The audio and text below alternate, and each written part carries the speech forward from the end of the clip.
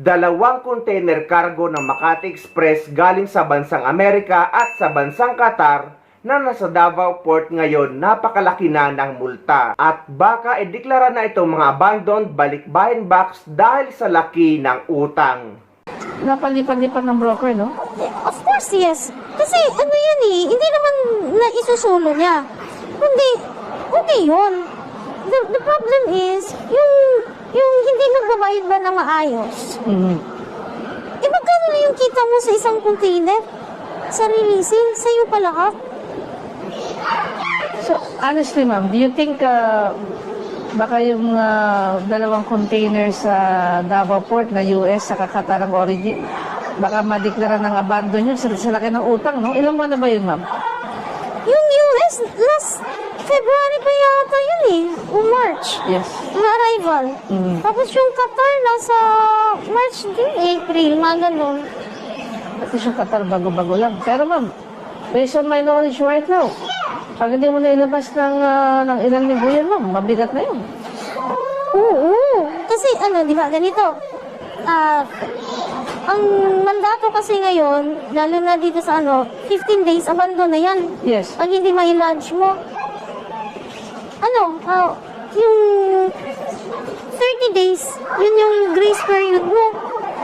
What more kung ilang araw na. Alam mo nangyayari dyan, nung kumikita si shipping line. Yes. Biruin mo may isang shipping line dyan, nasa yun na, yung storage nila per day, loading mo is 10,000? Yes. Kilala mo? Yes. Yeah, 10,000.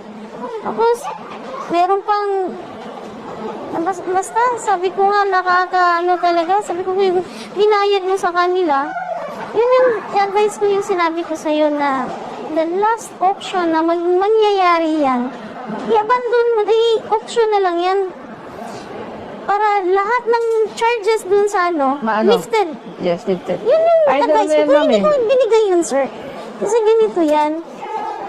Inaalala ko pa din yung hard-earned ng yung pera ba? Naghirapan. Hindi naghirapan ng ba? Tinulong mo na wala pa. Imbis na sa posisyon mo, binigay po dahil tumulong ka. Dahil, yun nga, ang rason palagi, OFW. Siyempre, parehas din natin, kapwa Pilipino. Kawawa ang mga nagpadalang mga OFW dahil kumpleto ang binayarin nila at walang kulang.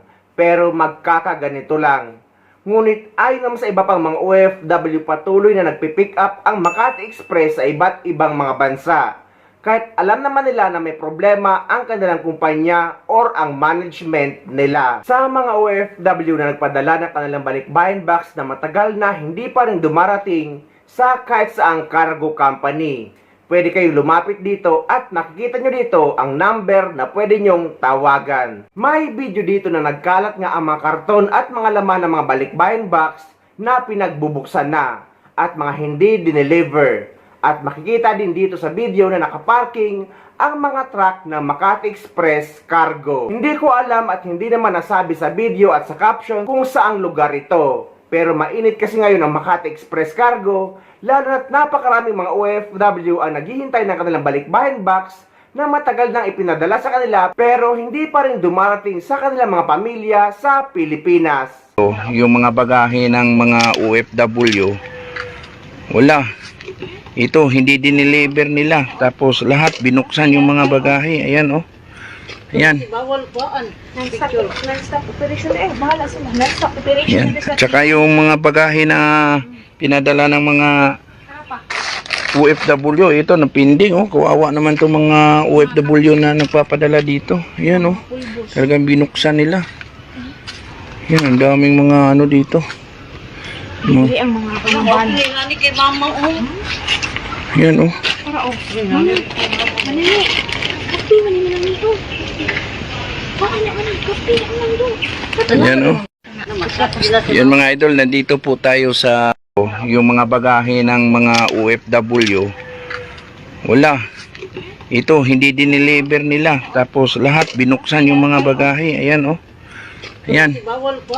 Non-stop operation eh. Bahala sila. Non-stop operation. Yan. Tsaka yung mga bagahe na pinadala ng mga OFW, ito napinding oh. Kawawa naman itong mga OFW na nagpapadala dito. Yan oh. Talagang binuksan nila. Yan, ang daming mga ano dito.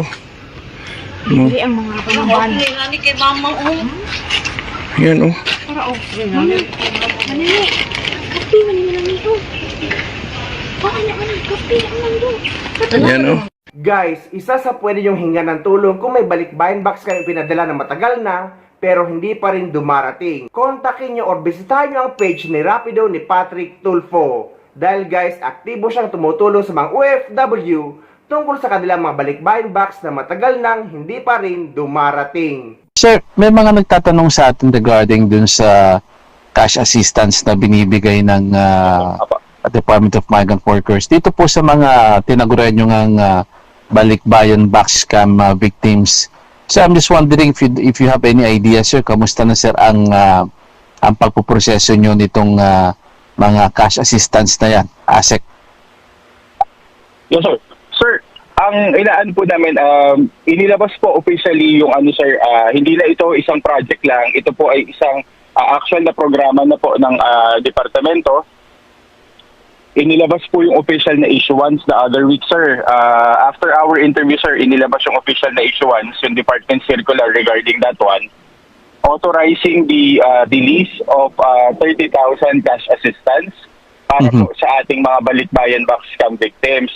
So, ang hinihiling lang po namin sa mga victims, once po na may na-file kayo na case either with customs or DTI kasi sila po yung first point of contact, ibig sabihin, hinabol nyo na po officially yung mga kahon ninyo. Delayed, extraordinary delay, lost or abandoned na po yung cargo, maaari nyo pong i-submit ang inyong mga documentation sa mga regional offices po ng Department of Migrant Workers para po maproseso naman po at kahit paano ay makatulong naman po kami, makapag-provide naman po kami ng konting financial assistance. Ayun, alright. ASEC Francis De Guzman, sir, it's always an honor having you at salamat po, sir. May oras po kayo palagi sa amin. Sir Francis. Sir, i-advertise ko lang kasi baka mamaya hindi, yung iba rin nating kababayan, baka may inquiry. May hotline and email po kami. Ibibigay po namin yung number sa inyo kung pwede pong paki-flash dun sa mga succeeding. I will message it. We will do that, sir. Staff. And then yes, sir. And then yung email po is LOC, Lima Oscar Charlie, LOC@bmw.gov.ph. Anything balikbayan box concern po, paki-email lang po dyan. May dedicated na staff po kami, mga staff po na nag-aasikaso niyan. Mga staff po ni ASEC Benny Legazpi ang nag-aasikaso at diretso pong tumutugon sa ating mga balikbayan box scam victims.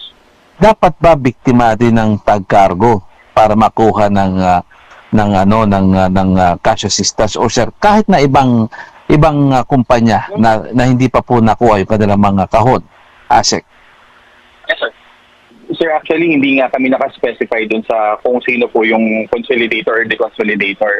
It's more of, basta biktima po sila, kumpleto po yung kanilang requirements, we would be able to provide financial assistance sa kanila. Ayun, alright. Sir, ito, kay Dennis Malabanan. Good morning po, sir.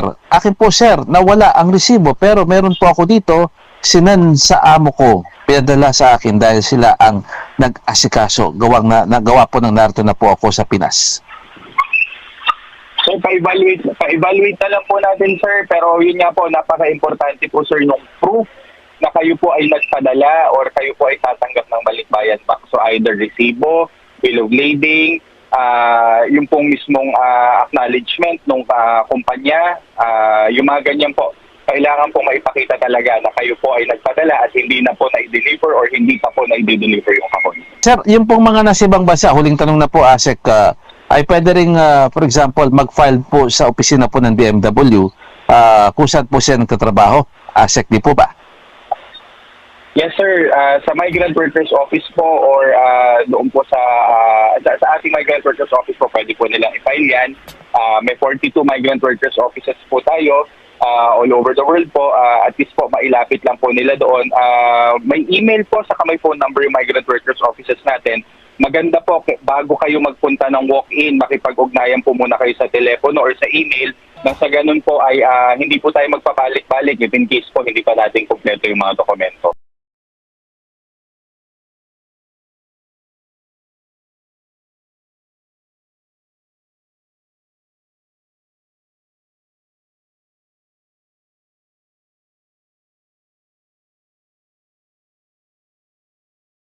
Yung mga bagahe ng mga OFW, wala. Ito, hindi dineliver nila. Tapos lahat binuksan yung mga bagahe. Ayan, oh. Ayan. Non-stop operation eh. Bahala sila. Non-stop operation. Ayan. Tsaka yung mga bagahe na pinadala ng mga OFW, ito napinding, oh. Kawawa naman itong mga OFW na nagpapadala dito. Ayan, oh. Talagang binuksan nila. Yan, ang daming mga ano dito. No. Hindi ang mga panaban. Yan, oh. Manili. Kapi, manili lang ito. Baka na, kapi, ang doon. Yan, oh. Yan mga idol, nandito po tayo sa yung mga bagahe ng mga OFW. Wala. Ito, hindi dineliver nila. Tapos lahat binuksan yung mga bagahe. Ayan, oh.